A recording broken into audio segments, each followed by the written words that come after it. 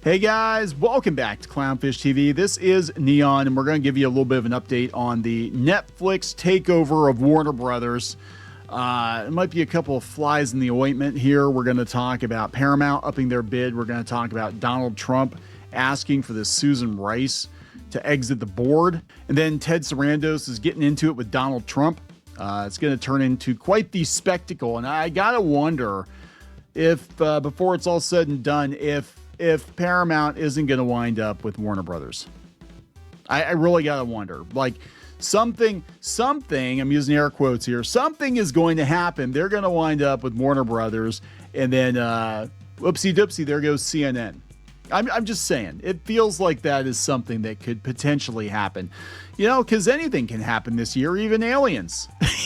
So let's talk about this. Before we get into it any further, please subscribe for more pop culture news, views, and rants, guys. This comes from The Wrap.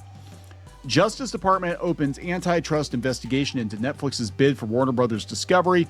The broad query is a routine but significant step as rival bids near a critical point. Okay, so the Justice Department has opened an antitrust query into Netflix's proposed acquisition of Warner Brothers Discovery, a routine but significant step that involves issuing civil investigative demands to filmmakers and producers as the rival bids for the media company near a critical decision point.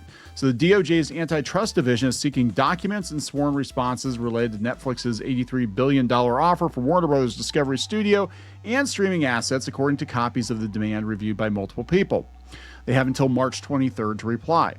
In the demand, the Justice Department said it is investigating whether the proposed transaction would substantially lessen competition or create a monopoly, citing potential violations of federal statutes, including Section 7 of the Clayton Act and Section 2 of the Sherman Act. Now, here's where I think it's going to get interesting.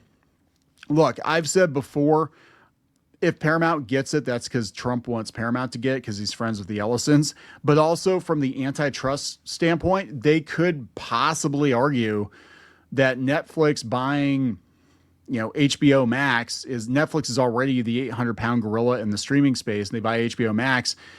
Nobody is going to have a chance. Like, you cannot start another streaming service at this point because you've got Disney on the one side with Fox, and that whole thing was a mess too.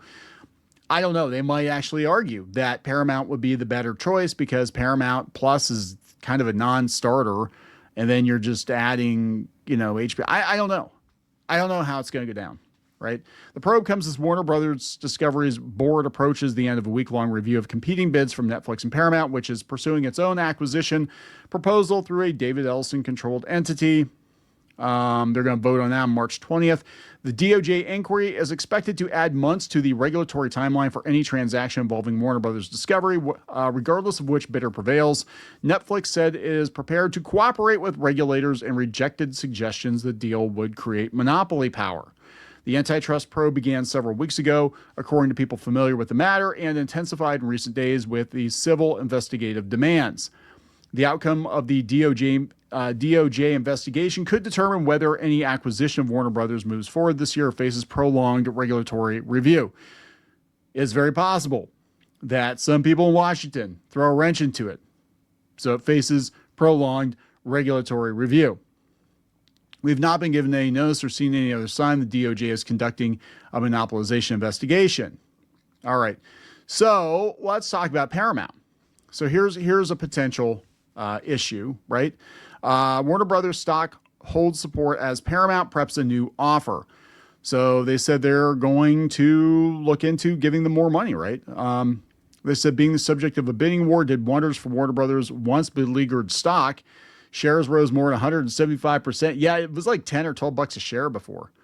So Paramount has to submit a new offer to Warner Brothers today after the two companies on February 7th agreed to restart negotiations. They want $32 a share. At that price, the new offer would be about 6.5% above the current bid. The move is Paramount's latest effort to outflank Netflix's effort to acquire Warner Brothers Studio. Once Paramount submits its revised proposal, which is due Monday, Netflix will have 4 days to match the offer. Should Netflix choose not to, it will presumably bow out of the bidding war. They're not going to.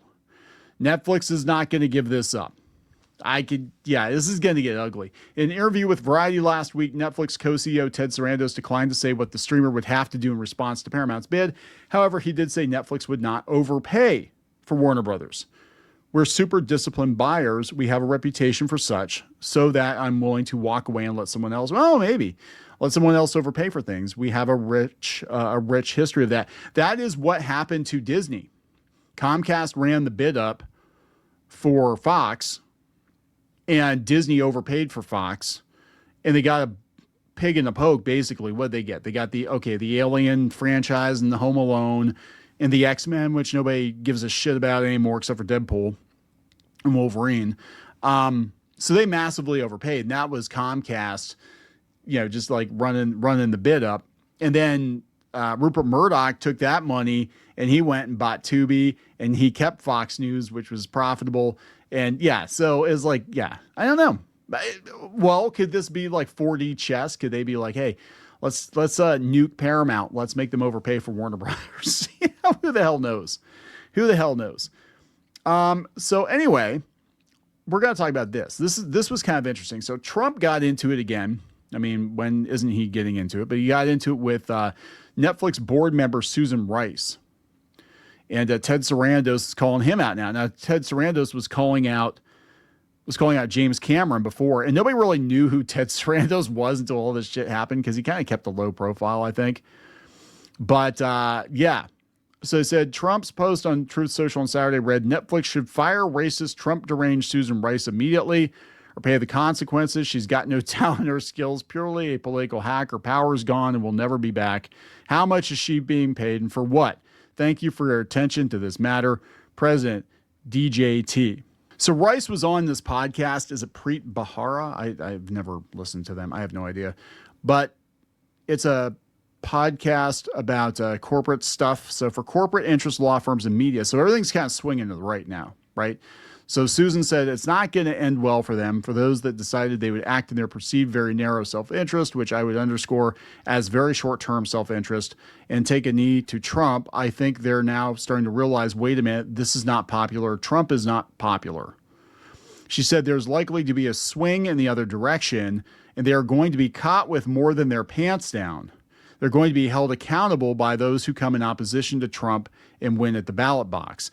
If these corporations think that Democrats, when they come back in power, are going to play by the old rules and say, never mind, we will forgive you for all the people you fired and all the policies and principles you violated, all the laws you skirted, I think they got another thing coming. We're not going to play by the old set of rules when these guys are playing by a different set of rules.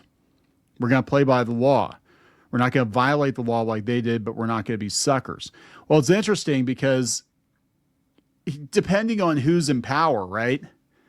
Depending on who's in power, the other side always thinks they're abusing power, right? So the pendulum is swinging hard to the right now, and it's swinging very hard to the right because Democrats had control, liberals had control of everything for a very long time in the entertainment industry, and they're really pissed about it.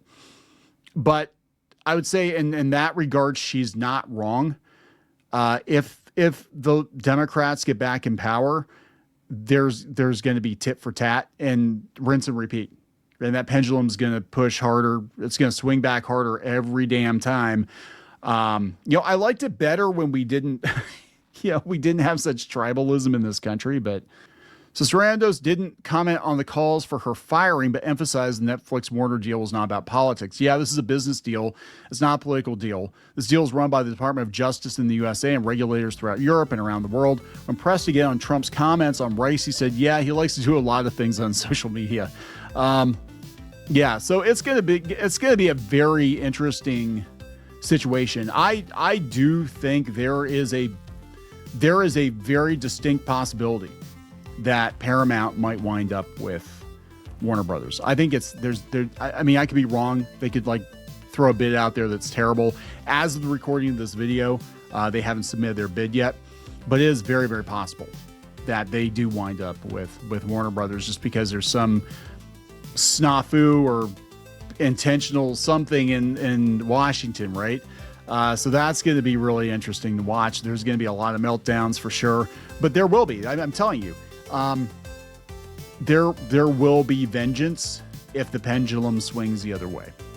because that's how things just work now. And it sucks. It does. It's like we are definitely a house divided, but there it is. Welcome to 2026. Well, maybe the aliens will show up before this takes place and we don't have to worry about any of it. Yeah, I don't know. Please subscribe for more pop culture news, views, and rants. We'll talk later.